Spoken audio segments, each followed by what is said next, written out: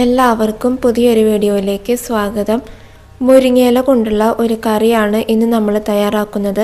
വളരെ എളുപ്പത്തിൽ തയ്യാറാക്കിയെടുക്കാനായിട്ട് പറ്റും. ചോറിൻ്റെ കൂടെ ഈ ഒരു കറി മാത്രം മതി. ഇനി മുരിങ്ങയില കിട്ടുമ്പോൾ ഇതേപോലെ തയ്യാറാക്കി നോക്കാത്തവരെ ഉണ്ടെങ്കിൽ എന്തായാലും ട്രൈ ചെയ്ത് നോക്കണം. എല്ലാവർക്കും ഇഷ്ടപ്പെടും ഈ ഒരു റെസിപ്പി. അപ്പോൾ നമുക്ക് തയ്യാറാക്കാം. ഇതിൻ്റെ അളവ് പറയുകയാണെങ്കിൽ നമ്മുടെ കൈയുടെ 2 പിടി മുരിങ്ങയിലയാണിത്. നല്ലതുപോലെ കഴുകി വെള്ളം ഒട്ടും തന്നെ ഇല്ലാത്ത ഇലകളായിരിക്കണം നമ്മൾ ഇതിലേക്ക് എടുക്കേണ്ടത്. എന്നിട്ട് ഒരു ചട്ടി ചൂടാക്കിയിട്ട് കുറച്ച് വെളിച്ചെണ്ണ ഒഴിച്ചു കൊടുക്കാം. അപ്പോൾ വെളിച്ചെണ്ണ തന്നെ എടുക്കാനായിട്ട് ശ്രദ്ധിക്കുക, കാരണം വെളിച്ചെണ്ണയിൽ ഉണ്ടാക്കുമ്പോഴാണ് നല്ല ടേസ്റ്റ് കിട്ടുന്നത്. അപ്പോൾ വെളിച്ചെണ്ണ ചൂടായി വരുമ്പോൾ അതിലേക്ക് കുറച്ച് കടുക് ഇട്ട് കൊടുക്കാം. എന്നിട്ട് കടുക് പൊട്ടി വരുന്ന ആ ഒരു സമയത്ത് 10 ചെറിയ ഉള്ളി അരിഞ്ഞത് ചേർത്ത് കൊടുക്കാം.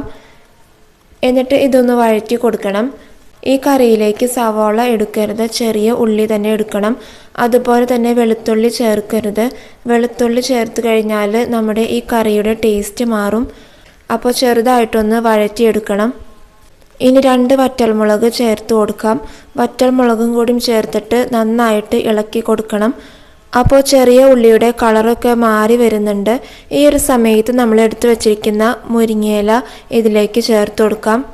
അപ്പോൾ മുരിങ്ങയില നമ്മൾ ഇത്രത്തോളം ചേർത്ത് കൊടുത്താലും ഇത് ചൂടായി വരുമ്പോൾ ഇതിലെ അളവുകൾ നല്ലപോലെ കുറയും. നമുക്ക് എത്രത്തോളം കറി ആവശ്യമുണ്ടോ അതിനനുസരിച്ച് ഇലകൾ എടുക്കണം. അങ്ങനെ നന്നായിട്ട് ഇളക്കി യോജിപ്പിച്ച് കൊടുക്കാം.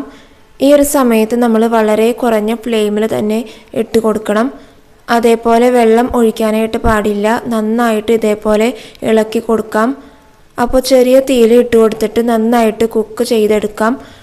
ആ ഒരു സമയം കൊണ്ട് ഇതിലേക്കുള്ള തേങ്ങ അരച്ചെടുക്കാം. അപ്പോൾ ഒരു മിക്സിയുടെ ജാറിലേക്ക് കുറച്ച് തേങ്ങ ചിരകിയത് ഇട്ട് കൊടുക്കണം. ഞാനിപ്പോൾ 3 ടേബിൾ സ്പൂൺ തേങ്ങയാണ് എടുത്തിട്ടുള്ളത്. ഇനി ഇതിലേക്ക് 3 ചെറിയ ഉള്ളി അതേപോലെ 4 പച്ചമുളക് ചേർത്ത് കൊടുക്കാം.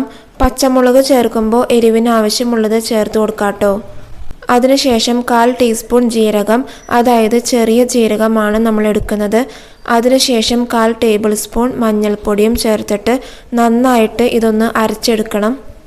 കുറേശ്ശെ വെള്ളം ചേർത്തിട്ട് നമുക്ക് അരച്ചെടുക്കാം. എന്നിട്ട് അരച്ച ആ ഒരു കൂട്ട് ചട്ടിയിലേക്ക് ഒഴിച്ചു കൊടുക്കാം.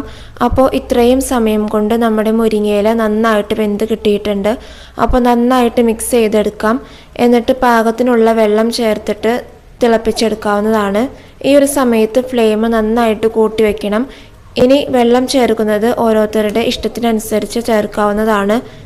ഇതിലേക്ക് നമ്മൾ ഉപ്പ് ചേർത്തിട്ടില്ലായിരുന്നു. അപ്പോൾ പാകത്തിനുള്ള ഉപ്പ് ചേർത്തിട്ട് നന്നായിട്ട് തന്നെ ഇളക്കാം.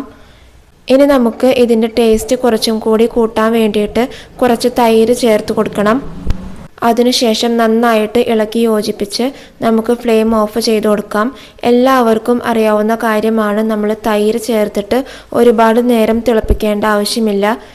ഇനി ഈ കറി താളിക്കേണ്ട ആവശ്യവുമില്ല. നമ്മൾ ആദ്യമേ കടുകും വറ്റൽമുളകും എല്ലാം താളിച്ചതാണ്. വളരെ ഹെൽത്തി ആയിട്ടുള്ള ഒരു കറിയാണിത്.